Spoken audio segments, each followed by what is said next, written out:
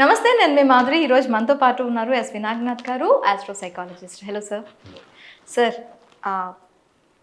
వేశ్యల దగ్గరికి వెళ్ళే మగవాళ్ళు ఓన్లీ స్త్రీతో ఒక శారీరక సుఖం కోసం మాత్రమే వెళ్తారు.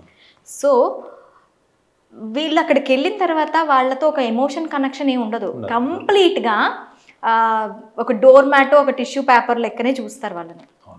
అసలు వీళ్ళ మైండ్ సెట్ ఏంటి అంటే, బయట అక్కడ అదొక సమాజం, మనకి బయట ఒక సమాజం ఉంటుంది. వీళ్ళ గర్ల్ ఫ్రెండ్స్తో కానీ వాళ్ళ లైఫ్ పార్ట్నర్తో కానీ లాయాలిటీ అనేది కనిపించదు ఎక్కడ మనకి. ఆ లాయల్గా ఉంటే అక్కడి వరకు వెళ్ళరు కూడా.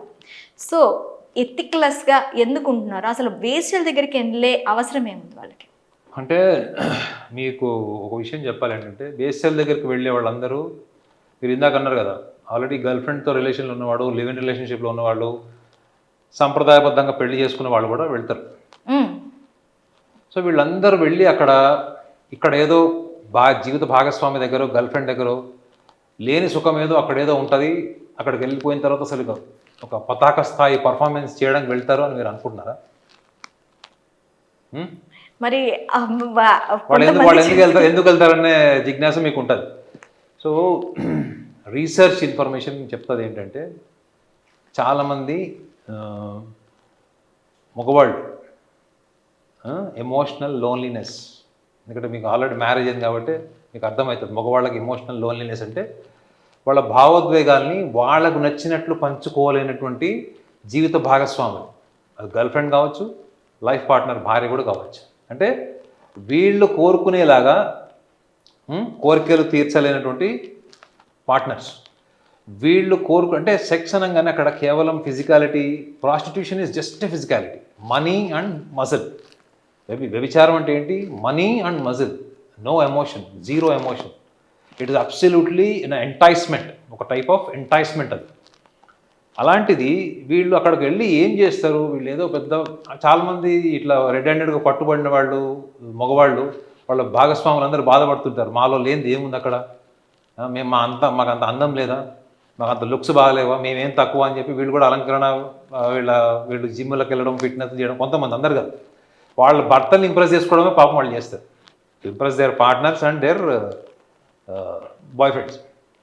కానీ నిజంగా సర్వే ఏం చెప్తుందంటే, నేను ఒక పర్సనల్ సర్వే చెప్తాను మీకు.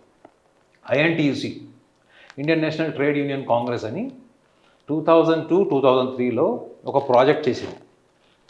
దాన్ని ILO, ఇంటర్నేషనల్ లేబర్ ఆర్గనైజేషన్తో కూడా అఫిలియేట్ అయ్యి అప్పట్లో ఒక ప్రాజెక్ట్ చేసింది. ఏంటి అంటే, ఈ HIV అవేర్నెస్ కింద వేశ్యలు ఉంటారు కదా, ఈ వేశ్యలందరినీ కూడా ఒక సెమినార్కి పిలిచి వాళ్ళకి HIV అవేర్నెస్ క్యాంప్ కింద చేసింది ఒకటి. రెండో ప్రాజెక్ట్ ఏం చేసిందంటే, స్టాప్ చైల్డ్ లేబర్ మీద చేసింది. అంటే ఈ చైల్డ్ లేబర్ని ఇట్లా హోటల్స్లో ఎక్కడ పడితే అక్కడ లేబర్ కింద వాడకూడదు, వాళ్ళని చదువుకునే అవకాశం ఇవ్వాలి అనేటువంటి ఒక ప్రాజెక్ట్ అప్పుడు మంచి ఉద్దేశంతో చేసింది. అప్పుడు చాలామంది వేశ్యలకి వాళ్ళకి కౌన్సిలింగ్ చేయడం కోసం నేను ఒక అంటే వచ్చిన గ్రూప్ ఆఫ్ సైకాలజిస్ట్లో నేను ఒక సైకాలజిస్ట్. సో వాళ్ళకి ఒక 1 వీక్ సెమినార్ అయినప్పుడు ఎవ్రీడే ఒక సైకాలజిస్ట్ వాళ్ళకి సెమినార్లో పిలిచి వాళ్ళకి అవేర్నెస్ అవన్నీ చెప్తారు. సో అందులో నేను చాలామంది మహిళలతో మాట్లాడుతున్నప్పుడు వాళ్ళు చెప్పినటువంటి విచిత్రమైన విషయం ఏంటంటే, 60% మంది మగవాళ్ళు వచ్చి ఇంట్లో భార్య గురించి, ఇంట్లో భార్య పెట్టే టార్చర్ల గురించి, అత్తగారు మామగారు ఇంటి సమస్యలు, వాళ్ళ జీవితంలో ఎదగకపోతే భార్య సూటిపోటి మాటలు ఎట్లా తిడుతుంది, ఏ రకంగా ఇంట్లో వాళ్ళకి భోజనం పెట్టే దగ్గర నుంచి చుట్టాల బంధువుల మధ్యలో వీళ్ళని ఎలా ఇన్సల్ట్ చేస్తుంది, వీళ్ళు ఇంత సంపాదించినా జీవితంలో వీళ్ళకంటే ఒక గుర్తింపు రాదు, వాళ్ళ లైఫ్కి వాళ్ళ స్థాయికి వాళ్ళు ఏదో అచీవ్ చేసి ఉంటారు. అంటే 4 పెళ్ళిళ్ళు చేయడము, ఒక 4 ఉద్యోగాలు ఇప్పించడము, లేకపోతే ఇంకోటి ఏదైనా బాధ్యతలు తీసుకొని అందులో సక్సెస్ అయ్యి సెల్ఫ్ సాక్రిఫైసింగ్ చేసినటువంటి వాళ్ళు కూడా ఉంటారు. ఇలాంటి వాళ్ళందరూ వెళ్ళి ఆ వేశ్యల ఒళ్ళో కూర్చొని ఏడుస్తూ వాళ్ళ దగ్గర సింపతి, ఎంపతి, సెల్ఫ్ పిటీ ఇటువంటి కారణాలన్నీ కూడా అక్కడ ఎక్స్ప్రెస్ చేస్తూ ఎక్స్ప్లోర్ అవుతూ, వాళ్ళు డబ్బులు ఇచ్చి వాళ్ళతో సెక్సే చేయరట. వాళ్ళు they just come and pay attention, cry, weep and they just grab attention, that's all, end of the day. వీళ్ళే నవ్వుకుంటుంటారట, వీడు ఎందుకు వచ్చాడు అసలు, వీడు పెళ్ళి అయిపోయింది, వీడు హ్యాపీగా ఉన్నాడు, చూస్తే బాగున్నాడు మనిషి అని అనుకునే వాళ్ళు కూడా ఉన్నారట. సో వేశ్యల దగ్గరికి వెళ్ళే మగవాళ్ళందరూ కూడా సంభోగంలో సంతృప్తి, జీవిత భాగస్వామితో లేని వాళ్ళే వెళ్తారు అన్నది మాత్రం ఒక లెవెల్కి మాత్రమే అది కరెక్ట్. బట్ చాలామంది వేశ్యల దగ్గరికి వెళ్ళడంలో ఇంకొకటి మనం ప్రాక్టికల్గా మాట్లాడుకుంటే వాళ్ళు చాలా మటుకు లైఫ్లో రకరకాల ఎక్స్పెరిమెంట్ చేయాలనుకుంటారు. They want to do some experiments on the bed. Compatible ఒకవేళ వాళ్ళకి అటువంటి సపోర్ట్ లేనప్పుడు వేశ్య ఏంటంటే వేశ్యకి షై ఉండదు. She is not shy. భార్య గర్ల్ ఫ్రెండ్ అంటే కొంచెం షై డిగ్నిటీ ఉంటారు వాళ్ళు. వాళ్ళ కొన్ని బౌండరీస్ ఉంటాయి, లిమిటేషన్స్ ఉంటాయి. ప్రాస్టిట్యూట్కి ఏముంటుంది, మీరు ఎన్ని డబ్బులు ఇస్తే వాళ్ళు అంత ఓపెన్ అయ్యి అంత ఎమోషనల్గా బయాలజికల్గా కూడా ఓపెన్ అయిపోతారు. ఎమోషనల్ అంటే verbal, not emotional with heart to heart relation. Verbally they will provoke you to become more emotional, to perform better sex, and the more finances you pay, the more ecstasy they give you in return. So చాలామంది మగవాళ్ళు ఆ ఎక్స్పెక్టేషన్తో వెళ్తారు. కానీ నిజంగా చెప్పాలంటే వాళ్ళ ఊహించుకున్నటువంటి sexual gratification, thoughts, emotions when it comes to performance on the bed biologically, definitely not even 20 to 30% also they cannot match. Okay. ఎందుకు అంటే మీరు సెక్స్ని మీరు ఎలా తీసుకుంటున్నారు ఈ కేటగిరీ ఆఫ్ మెన్. మీరు అనేటువంటి వేశ్యల దగ్గరికి వెళ్ళేవాళ్ళు, ఎథిక్స్ని బ్రేక్ చేసేవాళ్ళు, లాయలిటీ లేనివాళ్ళు, those who prove disloyal, they are not loyal to their partners. ఈ మైండ్ సెట్ ఉన్న వాళ్ళకి అక్కడికి వెళ్ళి ఏదో చేసేయాలి అనే తొందరపాటుతనము, ఒక ఆవేశము తప్ప అక్కడికి వెళ్ళి వాళ్ళు ఫిజికల్గా వాళ్ళు చేసిన దాంట్లో చేసిన తర్వాత వాళ్ళ రియాక్షన్ ఏముంటుంది, నేను ఏదో ఊహించుకున్నా, ఏదో చేసి ఏదో ఎరగదిద్దాం అనుకున్నాను, but there is nothing more excessive. అసలు సెక్స్లో ఉన్న లాజిక్ ఏంటంటే చేసే వరకు ఆతృత ఉంటుంది, చేసిన తర్వాత సేమ్ భోజనం లాగానే ఎంతో ఆకలిస్తే ఇష్టం వచ్చినట్టు తింటాం. తిన్న తర్వాత ఒక స్టేజ్ వచ్చిన తర్వాత చాలనుకుంటాం, మళ్ళీ ఒక 4-5 గంటల లాగా మళ్ళీ ఆకలిస్తుంది. సెక్స్ కూడా అట్లాంటిదే. Unless and until you add values, you add ethics towards your partner, it's a never ending a psychological game between you and your body. Okay.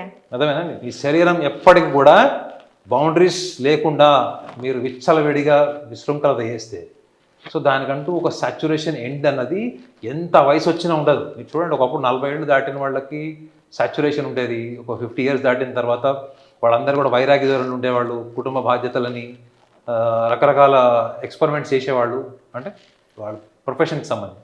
కానీ ఇప్పుడు చూడండి మీరు, because of so much of technological awareness మీరు ఏదంటే చూడొచ్చు, దేన్నంటే దాన్ని ఊహించుకోవచ్చు. So అట్లాంటప్పుడు మీకు ఏమైపోతుందంటే సెక్స్ అన్నది వాళ్ళ ప్రపంచవ్యాప్తంగా కూడా ఒక ఎంటైసింగ్ బిజినెస్ అయిపోయింది. ఓకే. చూశారు కదా, హనీ ట్రాప్ ఎంత జరుగుతుంది, ఎంతమందిని చంపేశారు. వాళ్ళందరూ వెళ్ళి ట్రాప్ అయింది ఏంటంటే పెద్ద పెద్ద పొలిటీషియన్స్ ఉన్నారు, సెలబ్రిటీస్ ఉన్నారు, అందులో ఇండస్ట్రియలిస్టులు ఉన్నారు, కోర్టిస్టులు ఉన్నారు. మరి వీళ్ళందరిలో అక్కడ పోయి పెద్దగా ఎరగదీసి పీకేసేది ఏముంటుందండి? వీళ్ళు ఎందుకు అన్ని కోట్లు సంపాదించి అన్ని పేరు సంపాదించడానికి వీళ్ళకి 40 నుంచి 50 ఏళ్ళు పట్టింది. ఇది మొత్తం తీసుకెళ్ళి అక్కడ పెట్టి వాళ్ళ చేతిలో కుక్క చావు చావలే. సో సెక్స్ని ప్రతి ఒక్కడు కూడా వాళ్ళు కూర్చొని ప్రశాంతంగా ఆలోచిస్తే ఒక రకంగా ఉంటుంది. లేదు నేను అక్కడికి వెళ్ళి ఏదో చేసేయాలి ఒక యాంగ్జైటీతోని, ఒక type of aggressive behaviour, aggressive అప్రోచ్తో వెళ్తే దాని కాన్సిక్వెన్సెస్ ఒక రకంగా ఉంటాయి. మనం అందరినీ జనరలైజ్ చేయలేము. ఫ్యాంటసైజ్ చేసి లైఫ్ పార్ట్నర్ దగ్గర ఏదైతే వీళ్ళు చేయలేరో అక్కడికి వెళ్ళి చేస్తారు అని అంటున్నారు. ఓకే, బాగానే ఉంది. ట్రై చేస్తారు, అక్కడికి వెళ్ళి చేయడానికి ట్రై చేస్తారు, కానీ అక్కడ కూడా ఏం పెద్ద ఒరిగేది ఏముండదు. ఓకే. సో ఇక్కడ నా క్వశ్చన్ ఏంటంటే, అసలు వర్క్ ప్లేసెస్లో కానీ లేకపోతే చుట్టూ ఉండే సొసైటీలో కానీ మాలస్ట్రేషన్ అండ్ అబ్యూజ్, సెక్షువల్ అబ్యూజ్ అనేది ఎక్కువైపోతుంది. అసలు ఈ మైండ్ సెట్ పీపుల్ ఎలా ఉంటారు? అసలు అక్కడ వాళ్ళ దగ్గరికి వెళ్తున్న వాళ్ళు ఇక్కడ బయటకు వచ్చి వాళ్ళ లెక్కనే వీళ్ళని కూడా చూస్తున్నారు అనేది ఒక ఇది.